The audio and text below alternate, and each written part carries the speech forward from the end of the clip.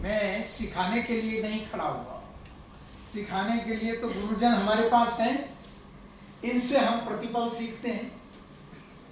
अभी उद्बोधन हुआ और आदरणीय डॉक्टर पुरी दादिज जी और साथ में डॉक्टर विभा दादिज, श्रीमती हर्षिता जी और श्री प्रत्युष,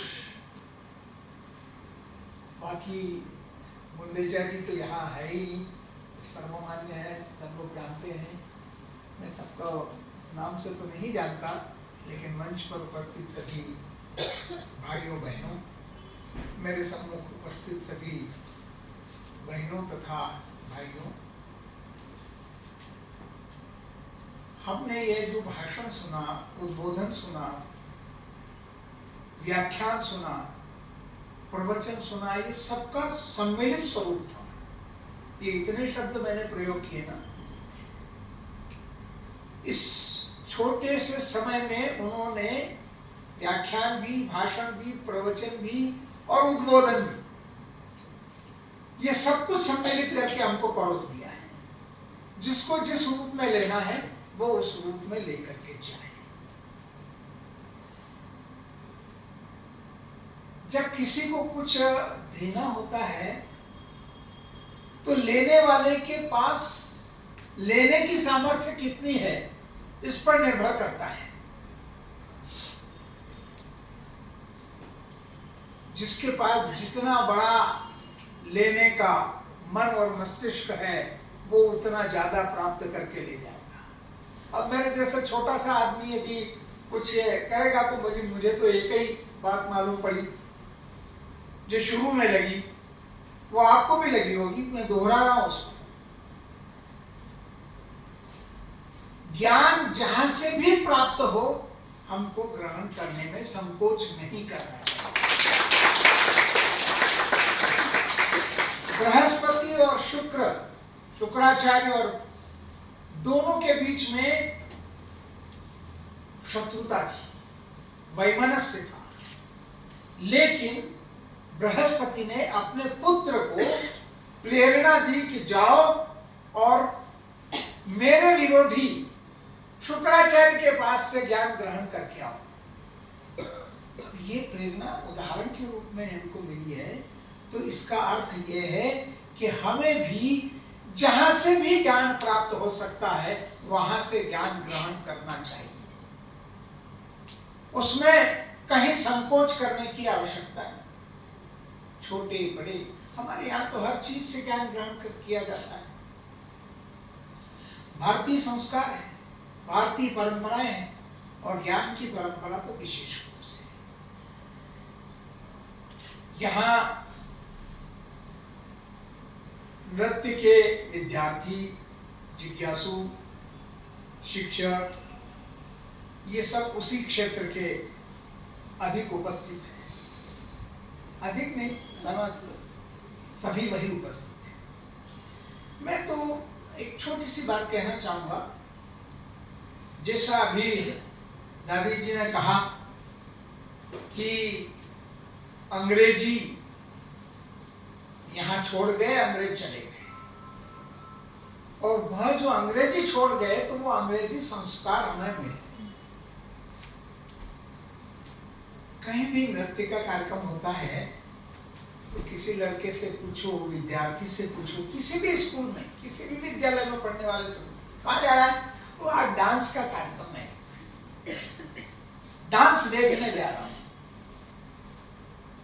डांस में जा रहा हूं। अब मेरा व्यक्तिगत मत ऐसा है कि डांस और नृत्य में जमीन आसमान का अंतर है। नृत्य का कोई नृत्य का कोई किसी भी भाषा में शब्दार्थ अर्थ हो ही नहीं सकता उस शब्द का।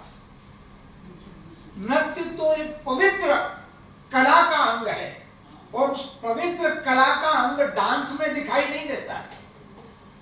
और इसलिए हमारे यहाँ पर जिस पावनता का समावेश हर चीज में किया गया है। अब मैंने भी 2-4 कार्यक्रम देखे, एक तो विजया जी कहीं देखा, तो कहीं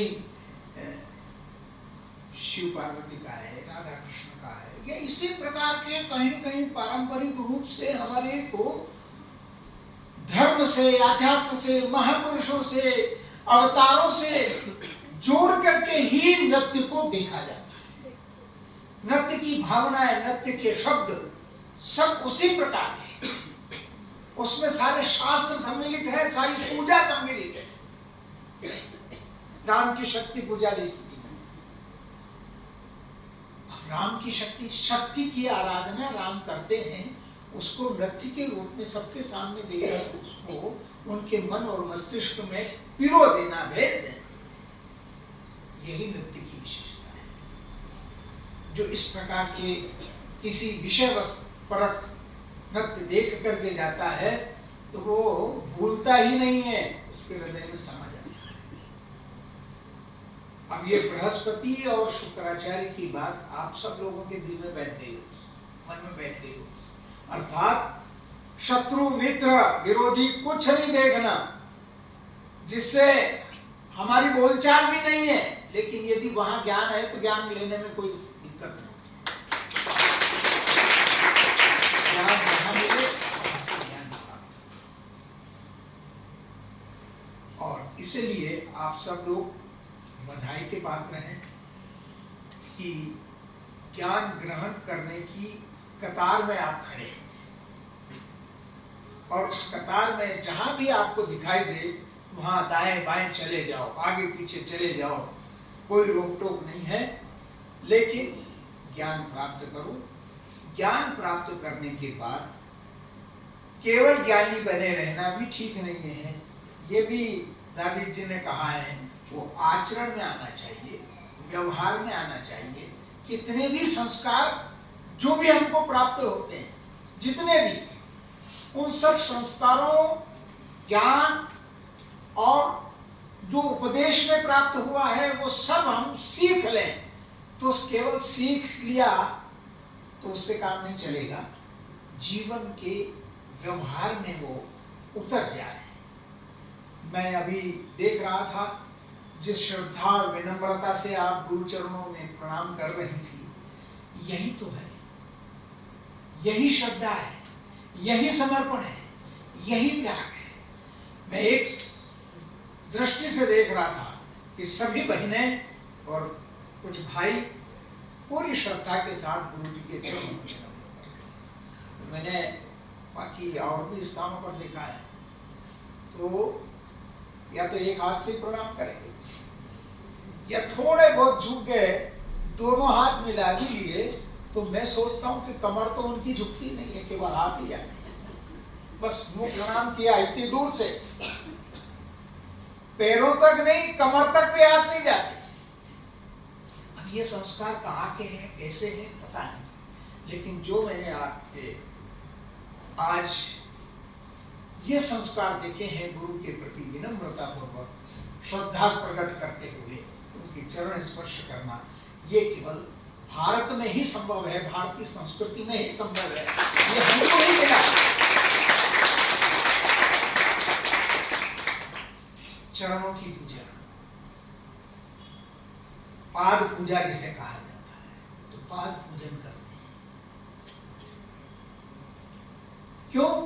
कि सारी विशेषता चरणों में ही है, चरणों में ही शरण प्राप्त होती है, चरणों से ही ध्वनि प्रकट होती है, चरणों से ही भाव प्रकट होते हैं। हाँ, और भाव सारे उसी में से निकलते हैं, चरणों से। कोई सिर के बल नाच लेता है क्या?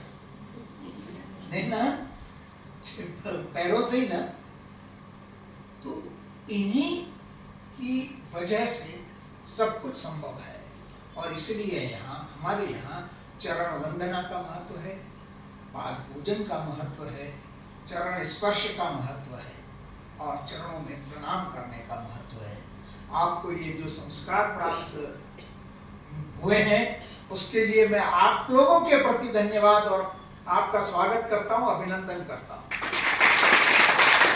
जिनने भी ये संस्कार दिए हैं और जो दे रहे हैं, मैं उनके प्रति भी आभार और कृतज्ञता प्रकट करता हूँ कि यही संस्कार बच्चों को प्राप्त होना चाहिए। यही उम्र है संस्कारित होने का, संस्कार प्राप्त करने का। विनम्रता से बड़ी कोई चीज नहीं होती, नम्रता से बड़ी कोई चीज नहीं होती। और यही विनम्रता भारतीय संस्कृति में हमको सीखने को मिलती है, देखने को मिलती है और जीवन में उतारने को मिलती है। आप सब लोगों के प्रति मेरी शुभकामना। आप खूब अच्छा सीखो, आगे बढ़ो और विद्या शर्मा जैसे अपना नाम सब तरफ चारों ओर कमाओ, यश प्राप्त करो। धन्यवाद।